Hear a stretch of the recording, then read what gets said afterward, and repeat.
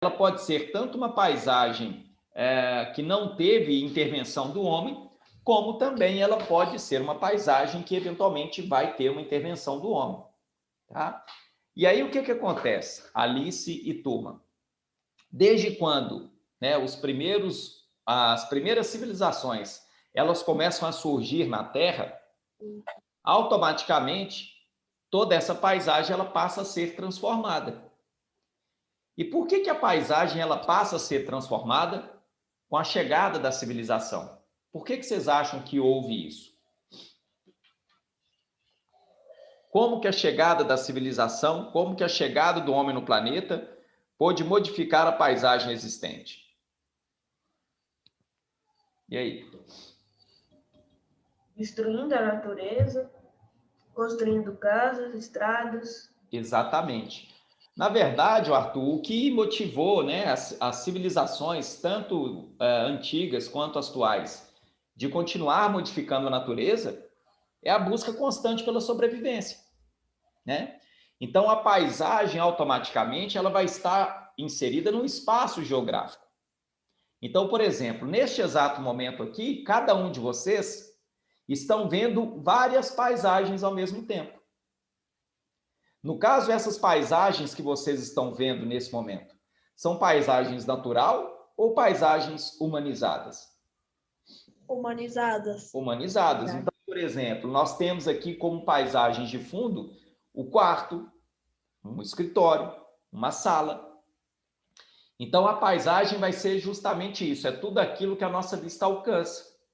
E essas mudanças constantes, Alice, Arthur, Júlia e os demais presentes, se deram justamente nessa necessidade. Essa necessidade da gente o quê? Sobreviver.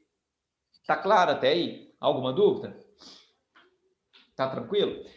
E a paisagem também, ela vai estar associada aos sentimentos, né? Então, tudo aquilo que nos faz lembrar de algum lugar também está associado à paisagem. Então, seja uma viagem que você fez, seja um passeio que você fez, né? Então, por exemplo, cheiro de café. Quando a gente sente aquele cheiro do café saindo quentinho, a gente não tem uma sensação, para quem gosta de café, obviamente, a gente não tem uma sensação boa?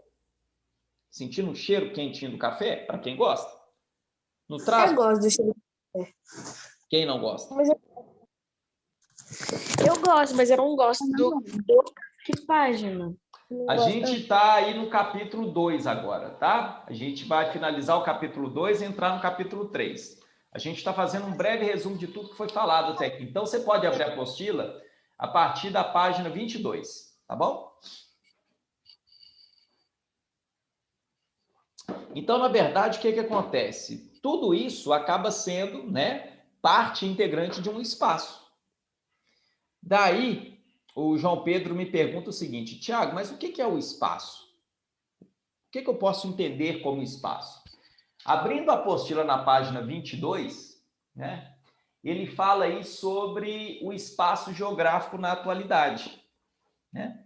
Então, o que a gente entende como o espaço geográfico na atualidade? Como que a gente pode interpretar isso? Bom, tendo em vista que hoje nós somos uma sociedade totalmente globalizada, totalmente tecnológica, Matheus, você acha que esse avanço tecnológico, né, essa modernização das atividades, mudou o espaço de uma maneira mais intensa? Sim, De qual porque... maneira? Pode falar. É porque eu sei um lugar que mudou intensamente por causa das máquinas que a gente usou. Antigamente não dava pra fazer isso. O quê? Sabe o quê? Lá no Rio de Janeiro, eles derrubaram, foi um monte pro chão para construir um prédio. E sim, eu acho que tá muito mais fácil você me dar espaço. É muito mais fácil de explodir essa casa que eu tô aqui. Bum! Exatamente. Um arranha-céu de 40 andares. Você deu um exemplo interessante aí na cidade do Rio de Janeiro, porque a cidade do Rio de Janeiro é uma cidade que ela consegue ainda manter, né, tanto uma paisagem natural, mas também ela foi amplamente modificada, né? Provavelmente você conhece o Rio, né? Você citou aí de exemplo. E a cidade do Rio de Janeiro, quando ela começou a ser ocupada, Matheus e turma, bem dizer, ela era uma grande floresta. Tanto é que ainda existe no centro da cidade a Floresta da Tijuca, né? Que é uma grande área verde, é uma grande paisagem natural, que tem essa finalidade de manter-se preservada, até mesmo pensando nas futuras gerações, né? Por que é interessante numa cidade urbanizada ter a presença de florestas ou de parques?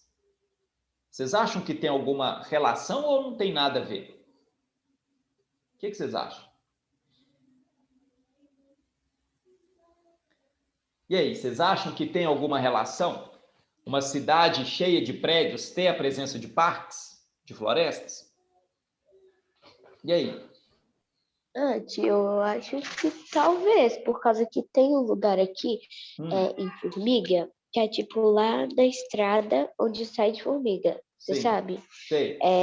Então, daí, um dia eu fui lá, daí eu fui com um amigo da minha mãe, com a minha mãe e com outras pessoas no carro. Uhum. Daí ele subiu, é tipo um labirinto, aí ele subiu uma rampa, daí tem um monte de virada, e ele chegou perto de 2 negócios branco gigante e perto de uma roça. Lá é totalmente vazio, não tem nada, só tem mato.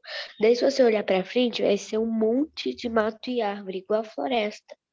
Mas é aqui em Formiga. E qual que é a importância de ter isso aí para a cidade, Alice? O que você acha que é importante isso? Eu já ouvi dizer que a árvore também traz ar, né? Exatamente. Daí, se não tiver árvore, a gente fica sem oxigênio. Perfeito. É isso mesmo. Toda cidade urbanizada, toda cidade que tem muito prédio, muito carro, consequentemente muita poluição, é necessário que tenha uma área verde preservada. Ou pelo menos é necessário que haja um parque, né? Se você hoje for nas grandes cidades, nas grandes metrópoles, nas grandes capitais, todas elas vai ter um parque, pelo menos um parque. Então, você pega, por exemplo, São Paulo. São Paulo, que é a grande metrópole brasileira, né? Está entre as 5 maiores metrópoles do mundo. São Paulo é uma cidade que tem, né, no seu coração, digamos assim, o Parque do Ibirapuera. Você pega Belo Horizonte. Belo Horizonte tem no coração da cidade o Parque Municipal. E assim como tantas outras, você pega Nova York com o Central Park, né? E qual que é a importância dessas áreas verdes, turminha? Oi? Thiago, eu acho que eu já conheço bastante o Parque do Ibirapuera, de tanto que eu comprei ele no Monopoly. No Monópolis? Ó, então É, você já pode então reivindicar direito de posse. é. Você já pode, né, reivindicar direito de posse e bater um papo lá com o Dória, né? É. E na Outra verdade, coisa que eu acho que também é para deixar bonita a cidade, porque só um monte de prédio, sim, carro, sim. indústria. Não fica bonito, um cinza enorme. Além de ter essa questão estética, visual, paisagem, né? É como a Alice disse, essas áreas verdes, elas ajudam na manutenção da qualidade do ar. Elas vão auxiliar na manutenção de oxigênio, né? Justamente por conta, né, da realização da fotossíntese. Então, imagine uma cidade totalmente cinza, com prédios, com construções, com fábricas, com poluição. É uma cidade que provavelmente ela não vai se manter por muito tempo.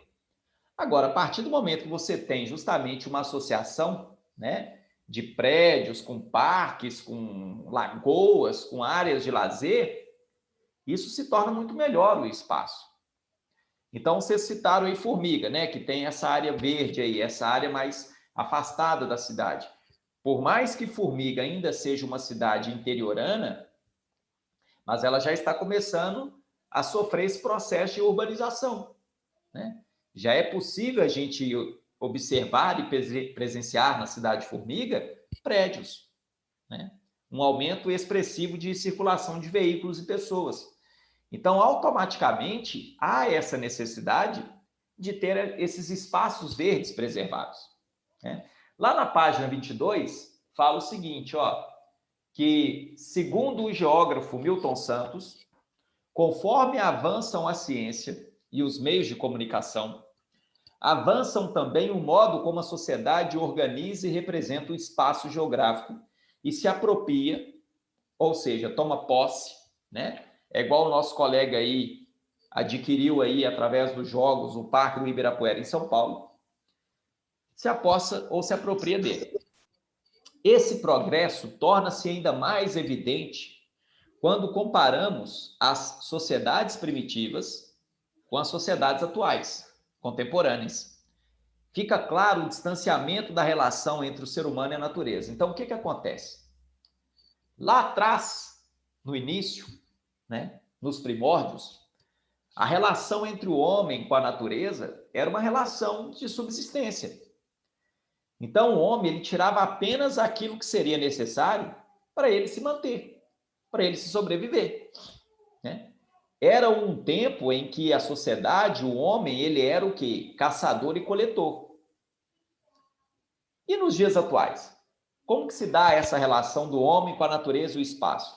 Em tempos atuais, o homem ele desenvolve técnicas, cria objetos para atender a necessidades específicas de acordo com o seu modo de vida. Nesse aspecto, a natureza ela deixa de ser uma fonte inesgotável de recursos e passa a ser uma fonte esgotável de recursos. Porque ele não enxerga a natureza, ele não vai enxergar os recursos naturais, né, como algo que possa vir a acabar. Não. Ele se sente dono daquilo. E ele se sente o dominante. E não é, meus queridos. Nessa relação homem-natureza, nessa relação homem-meio ambiente, vocês podem ter certeza de uma coisa. A gente não manda nada. Quem manda é a natureza. A gente decide se vai chover hoje ou amanhã aí na cidade? Você tem esse poder, Lara, de decidir se vai chover ou não aí em Formiga? Você tem esse poder, Lara, de decidir se vai chover ou não aí em Formiga? E aí, o que você acha? Lara, tá me ouvindo? O que você acha aí? Tá me chamando? Sim. Bom dia, tudo bem? Bom dia. Tô vendo aí que você tá fazendo uns malabarismos aí com a caneta. Ô, Lara, você acha que usando esses truques seus de malabarismo e ilusionismo, você determina se vai chover ou não aí? Você tem esse papel? Não. Então, nessa relação homem-natureza, não adianta, a gente não manda nada. Tanto é que tem uma frase muito interessante que fala o seguinte: na natureza nada se perde, nada se cria. Tudo se transforma. E aí a gente começa a perceber que hoje há uma grande necessidade, Arthur, Rafa, Gabriel, Miguel, Bernardo e os demais presentes, há uma grande necessidade hoje do homem começar a repensar essa relação com o meio ambiente. Porque se continuar do jeito que está, galerinha, vai chegar um tempo em que não vai ter mais área verde. Observem a imagem que está aí na apostila na página 22. Dê uma olhada nessa imagem aí. Já que o Arthur Lopes falou há pouco tempo, o Matheus, melhor dizendo, falou há pouco atrás sobre a situação do Rio de Janeiro, né, sobre a derrubada de um monte para a construção de um edifício. Olha essa imagem aí da página 22. Então, na página 22, nós temos uma imagem que representa, né, o centro financeiro do Rio de Janeiro. Ou seja, em meio aos prédios, às casas, né, a gente vê pouca presença de vegetação.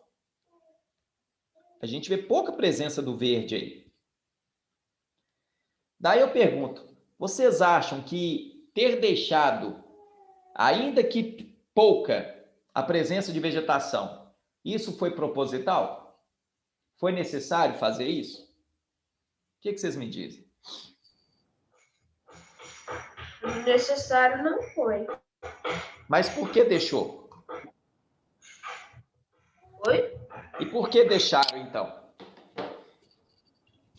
Para preservar. Vocês Senão conseguem... poderia diversas espécies entrar em extinção e o ar ia ficar ruim. Vocês conseguem ver o tanto que é confuso isso?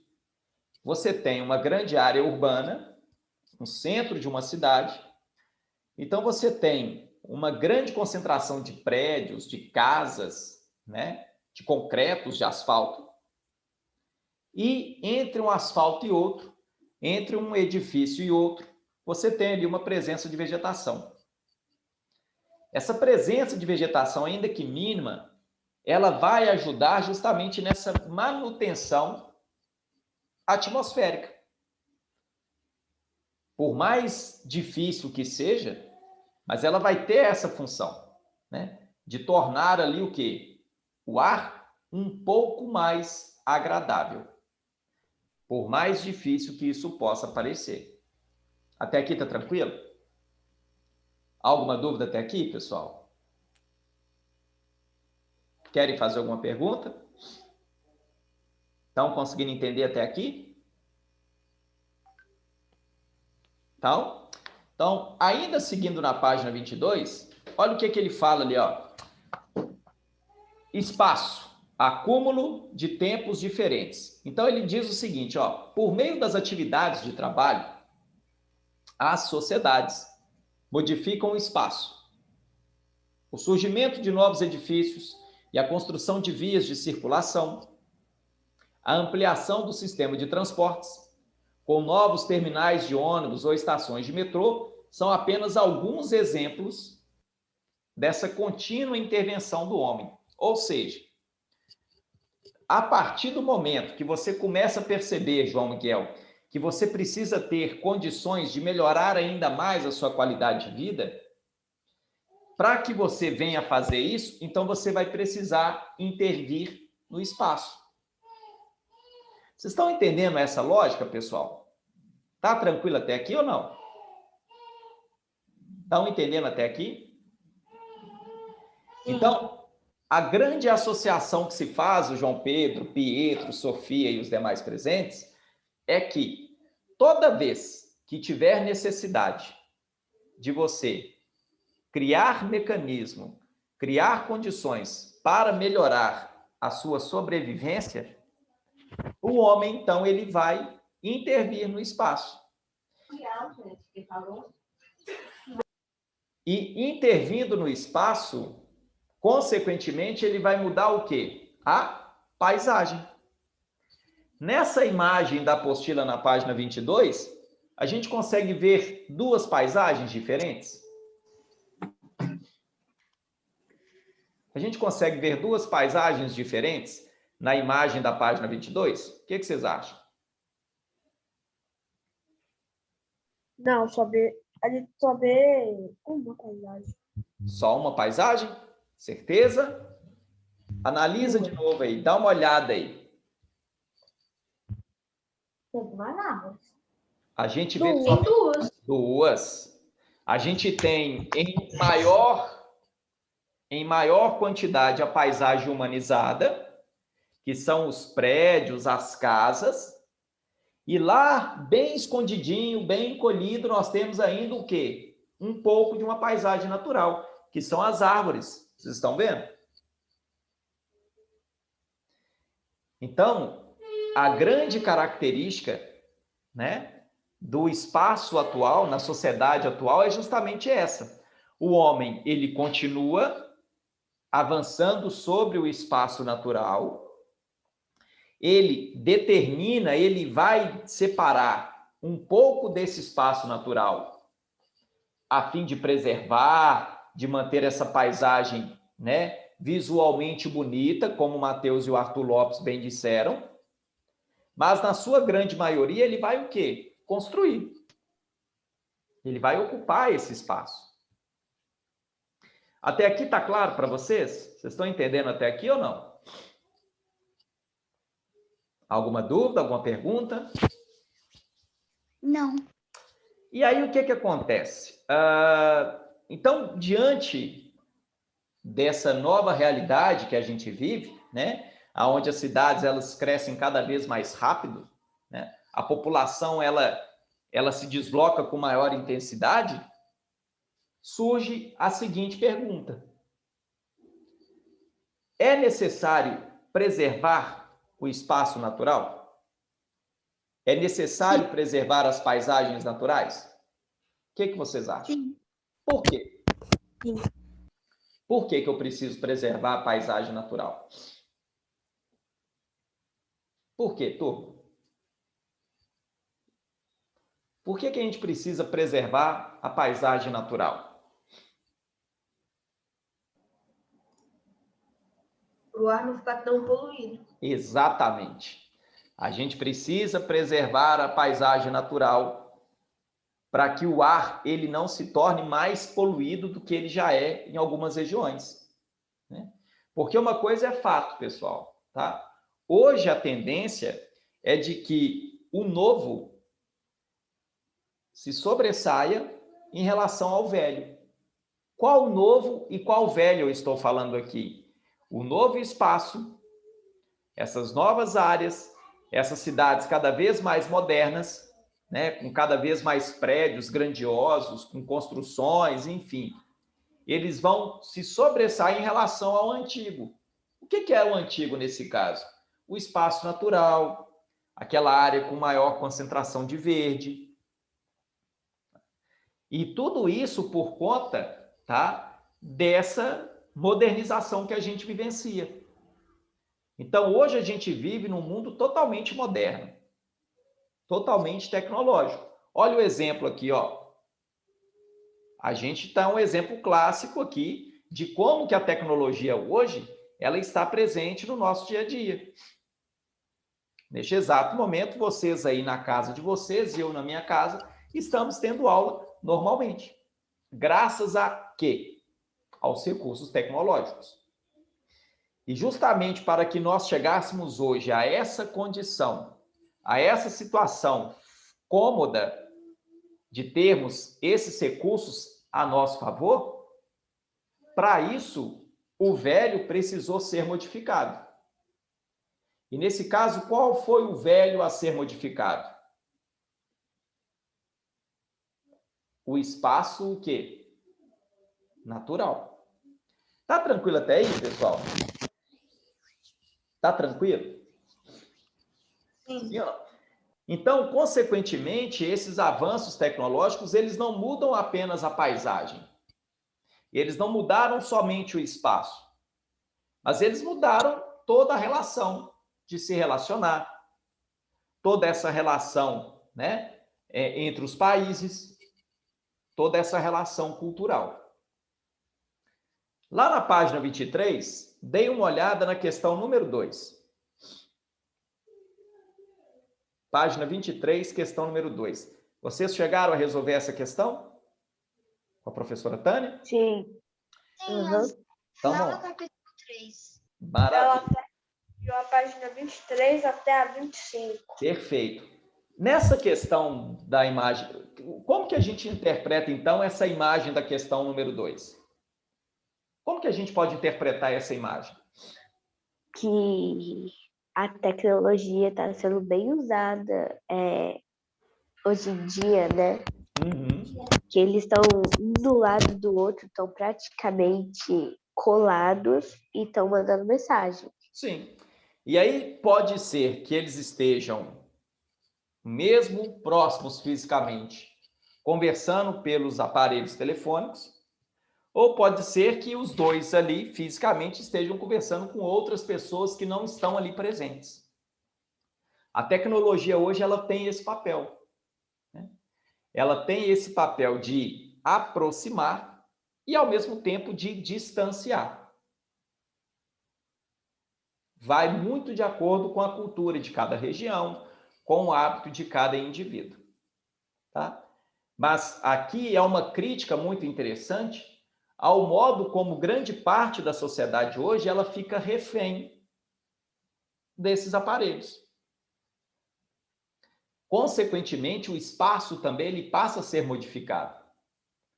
Porque se antigamente você tinha espaços abertos, espaços amplos para serem ocupados, para serem visitados, com essa nova realidade, não há tanta necessidade assim dos espaços continuarem sendo amplos. Porque as pessoas elas estão cada vez mais imersas nas tecnologias, então, o pouco espaço que você tem ali, você consegue interagir com outros ambientes, com outros indivíduos. Tranquilo até aqui, sexto ano? Vocês querem fazer alguma pergunta? Tá tranquilo? Lá na página 24, vocês chegaram a resolver o exercício número 3? Onde nós temos aí 5 imagens distintas? Sim. Sim. Então, ó, lá na questão 5, na questão 3, perdão, na página 24, a figura A, nós temos aí, né, uma paisagem humanizada, e aí nós temos o contraste de uma construção antiga com uma construção moderna.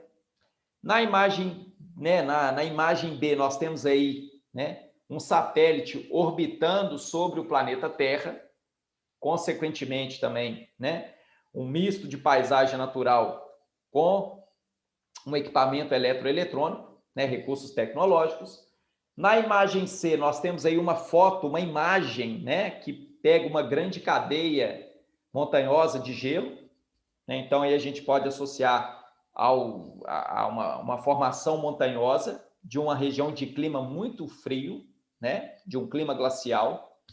Na imagem D, por mais que esteja em preto e branco, né, mas essas tonalidades entre o cinza, o branco e o preto nos permite deduzir que trata-se de uma paisagem natural, né, um campo, e aí, ao que tudo indica, pode ser uma plantação de um trigo ou de uma soja, por conta das características, né, da vegetação. E na imagem E, nós temos a imagem de uma Professor árvore. Tiago, Pois não. a imagem C é montanha mesmo? Na C é uma montanha Por gelada. causa que eu tô Nossa, tia, minha mente não tá deixando eu enxergar isso. Eu tô vendo um papel alumínio caindo. Boa análise, hein? Interessante. Não, e no caso, sim, você tem uma estrutura montanhosa, né? Que são essas elevações da superfície. O branco lá no fundo é o gelo, né? Então, o que acontece? Toda vez que vocês forem fazer questões de imagens, de mapas, que porventura estiver em preto e branco, tem uma técnica para você interpretar essas imagens, tá? Então, geralmente, essas imagens em preto e branco, você vai ter 3 tonalidades de cor: o preto, o cinza e o branco. Que se fossem coloridas, né, você faz uma associação do branco com uma cor, obviamente, mais clara, que pode ser aí um azul, né? Então, pode ser um azul ou até mesmo um verde bem mais clarinho. O preto, né, geralmente ele vai estar associado aí tanto à formação montanhosa, quanto até mesmo a vegetações mais densas. E o cinza, ele vai ser remetido aí a essas variações que ocorrem. Então, nós temos, né, essa parte mais escura, mais preta, mais sombreada, essa estrutura da superfície. Lá no final dessa imagem, nós temos, né, essa ondulação que faz esse morro. E ali a gente vê um branco muito intenso. E esse branco intenso é justamente representando a neve, né? Então, aí a gente pode associar uma região de clima glacial, que pode ser tanto no Círculo Polar Ártico, no Polo Norte, quanto no Círculo Polar Antártico, no Polo Sul. Tá? No caso, a imagem nós temos aí uma vegetação típica do sul do país, né? Que são aí as matas de araucária, que é uma formação de vegetação típica de ambientes frios e úmidos, né? A gente vai estudar isso ainda, tá? Nos próximos capítulos aí. Só que a questão pede justamente para vocês identificarem, né, uma imagem que reflete a ideia entre o passado e o presente. Então, a imagem A é um exemplo clássico disso. Nós temos essa interação do passado com aquela casa, com uma construção, né, que remete a uma arquitetura mais barroca. E no fundo nós temos 2 edifícios. Então você tem o horizonte, as casas horizontais, que são traços mais antigos, com os prédios verticais, que é algo mais moderno. E por que que os prédios eles têm essa estrutura vertical? É justamente para ocupar menos espaço. Porque essa também é uma das características do espaço moderno. É você reduzir o espaço. Então você vai ter menos espaço a ser ocupado, mas internamente você consegue trabalhar isso de uma maneira mais ampla. Até aqui está tranquilo? Sexto ano, dúvidas, perguntas, críticas, sugestões? Não? Tá tranquilo até aí? Bom, então a gente vai finalizando por aqui, né? Já está dando tempo aqui.